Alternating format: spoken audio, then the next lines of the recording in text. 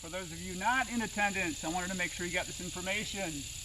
This is August 21st, I believe. It's a Saturday. We are in Crescent City, halfway between Jacksonville and Orlando. And it is hot. Use any expletive you want, and we have mosquitoes, so bear with us if this isn't crafted as well as it should be. So, this is the class on permaculture. Quick intro. What is permaculture? Well, there are paragraphs of explanations and definitions on permaculture. Basically, it is a design system for sustainable and regenerative living. Where did it come from? Mid-70s, a genius college student named David Holmgren. He ran into an equally genius person, Bill Mollison, who was a college professor. I believe that was at the University of Tasmania.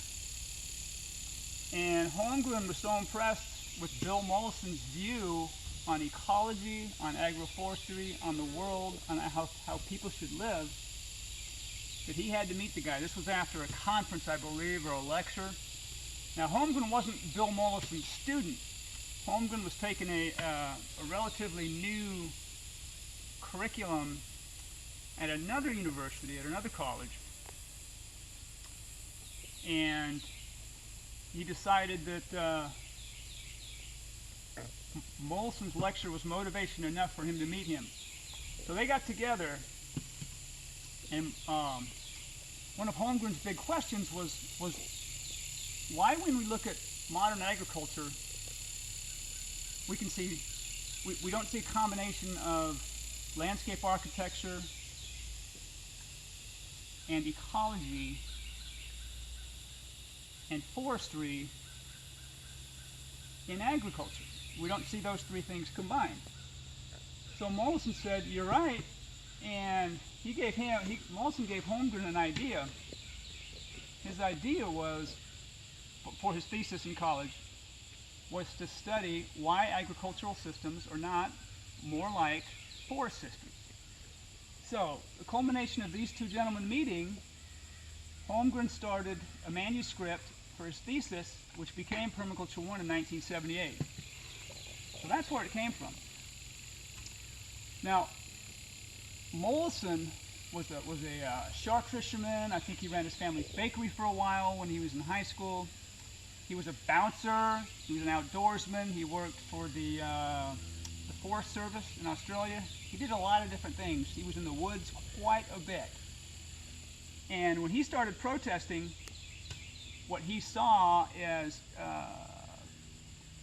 bad living and lifestyle, bad regulations by government and industry, leading to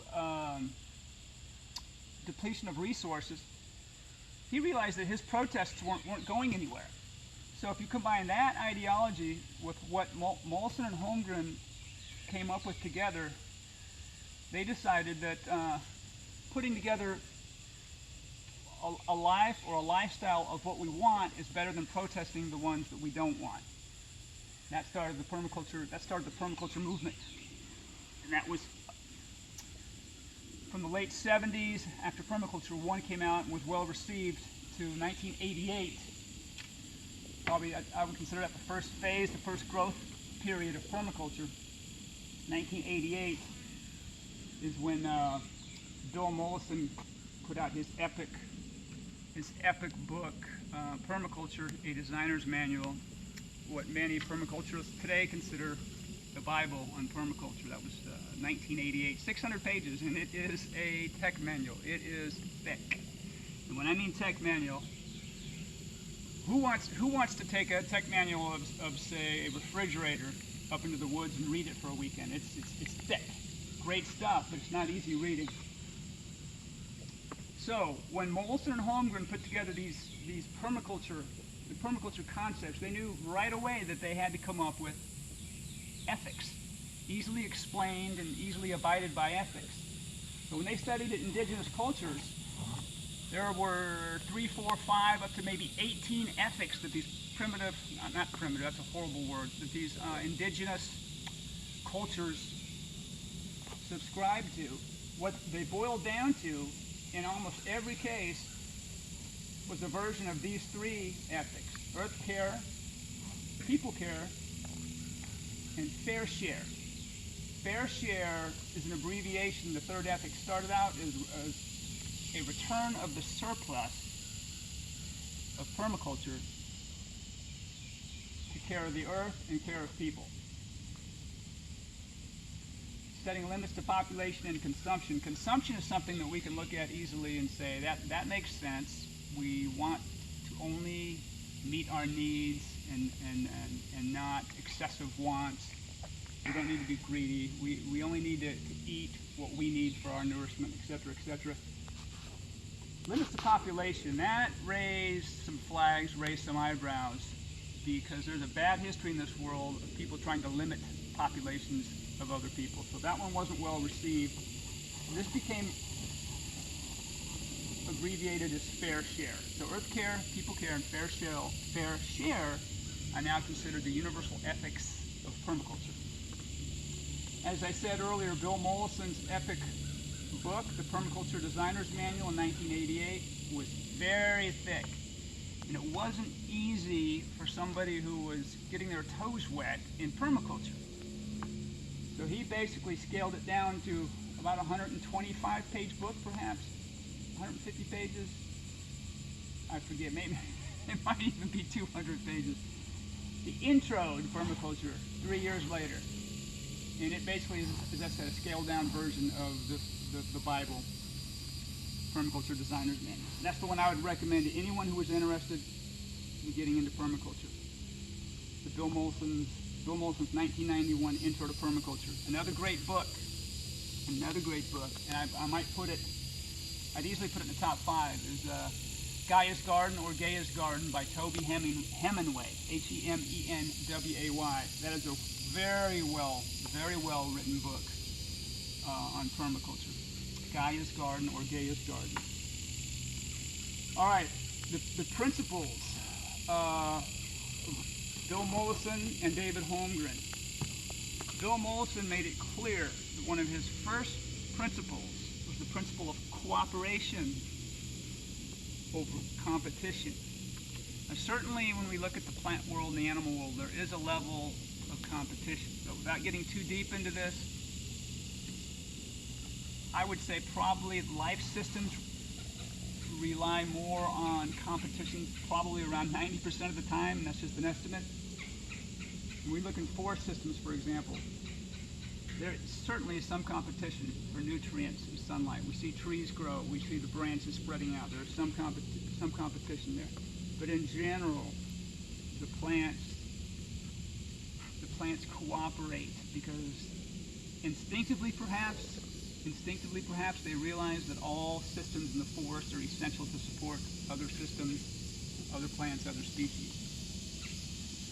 David Holmgren, when Bill Mollison took his professor skills and traveled the world from 78 to 88 and beyond, spreading permaculture, Holmgren, as a young man recently out of college, decided he was going to put all of this to practice. I believe he built a community and a farm, a permaculture homestead farm in Meliadora, I believe is the name of his farm. But he did that for years and years and years until 2002, which would have been probably, 25 years after he started studying permaculture with Bill Mollison and publishing Permaculture 1. He came up with an equally impressive book, in my opinion, Principles and Pathways Beyond Sustainability. And he has 12 principles that he lists, their importance and effectiveness. I don't know if effectiveness is the best word, but their importance and their application, their practicality. I don't want to list all 12, but his key principles: observation, interaction, to observe and to interact. And I made a statement recently on social media about how I believe humans for the longest time kind of had this backwards. We do our interaction thing first. We'll go out and we'll do something. We'll go out and we'll say, okay, I'm going to build a house there. And we'll put the house there. We didn't observe long enough before we did that, or we'll put a fence here, or we'll put this there, or we'll build a plant over here, we'll build a slaughterhouse here right next to the river, and we'll empty out all the pollution from the factory, from the slaughterhouse, right into the river. Not realizing that if we observed nature long enough, we would have observed before we interacted, we made a lot less mistakes. So he makes it clear in his book, Observation and Interaction. To observe and to interact is the first principle for David Holmgren. Okay. Now, this is where I interject my own little bits here. I was trying to come up with a mnemonic that would help. And I realized that when I was going through, looking at some videos, reading some permaculture books, some of it was daunting and complicated, and I was bouncing around and getting confused. One thing I realized is there wasn't a simple enough focus on something that was key to every site, every design site. And the first one is to know your sun. You have to know the path of your sun. You have to know how to set up your house. You have to know how to orient the house to the sun for maximum heat gain when you need it in the winter, and for maximum shade when you need it in the summer, for example, if you're in a mild or a temperate growing zone. And secondly, stowing your water. You don't get your water situation straightened out. Now this is regardless as to whether you're in the desert, subarctic, subpolar, whether you're in the temperate mild area, subtropic, got to get a handle on your water. Know where your water sources are. If you need to get them tested and find out if they're clean, do so. And learn how to store your water. You may be in an area that doesn't have 5 or 6 months of rain. There are effective permaculture sites in areas that get 2 or 3 inches of rain a year, and there are also effective permaculture sites that get 200 inches of rain a year. So you have to learn how to manage the water. And then thirdly, last but not least, and this is where I made a big mistake, growing your soil. I always understood there was a concept of compost, and I always understood fertilizer and fertilities. But my thing was, well, I want to get stuff in the ground, I want to plant stuff, I want to get stuff with the fun stuff, I'm going to get trees out there, I want to grow some trees, I got to get something in the ground. Well, that's fine if I would have been lucky enough to have great soil. But of course, most of us come to realize we all don't have great soil. We do not have great soil. If I've spent a year, for example, bringing in natural compost, bringing in wood chips, clearing out some of the monocultures of grass, for example, before I planted trees and shrubs and herbs, etc., I probably would have had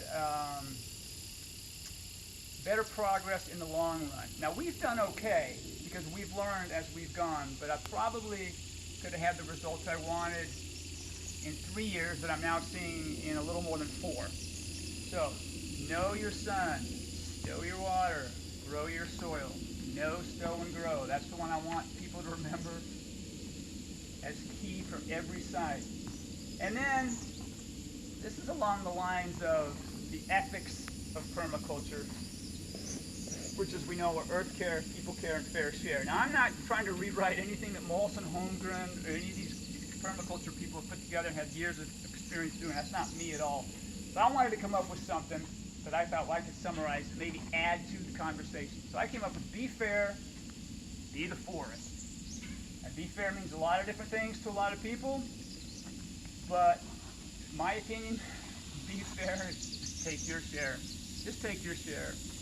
That's it. Communicate, cooperate, only my share. Everything else needs to go back to the community to help other species, to help the other people. Be the forest. When I'm in doubt, when I don't know what to do. We have nice forested areas here. This is only an acre, but there's a lot of area around us that no one is using. And so I walk through all these woods just many times to relax, to meditate, to observe. Sometimes I don't even know what I'm seeing, but just being out there and being in the environment and seeing, for example, citrus trees that have been growing there for years without any human intervention. They've survived freezes. Nobody's fertilizing them other than nature. seeing how they're doing, seeing how they're growing, and it gives me an understanding, even if it's not completely constant, it gives me an understanding of what I should be doing out here when I'm trying to grow food, when I'm trying to create a food forest. Be fair, be the forest. All right, this is where this becomes a revival, so open your Permaculture Bible to the book of Mollison, chapter 7, verse 2. This is his prime directive as written in the Permaculture, a Designer's Manual from 1988. This is one of the first couple of pages. The only ethical decision is to take responsibility for our own existence and that of our children. Now, he puts it pretty straightforward. The only ethical decision is to take responsibility for our own existence and that of our children. I think having a healthy mistrust or distrust of authority is probably the way to go. When I look at authority, I study authority from years before I was born, and I watch what authority figures have done since I've been alive. For the most part, it's about personal gain and not long-term success of communities or planets necessarily, but what I can do now for me, what I can do to help me now. Well, we do need to take responsibility for our own existence and that of our children. That is crystal clear, but to expect someone else to do it, to look out for us, it's probably not going to work. We haven't seen, history has not shown us that is a success to look at others. So, I think I will sum this up, summarize this and say, yes, permaculture is about growing plants, but it's much more. It's about growing communities, it's about being regenerative, it's about being sustainable so that we do have something to pass down to our grandchildren. Hope you enjoyed the lecture. I will see you in about another month.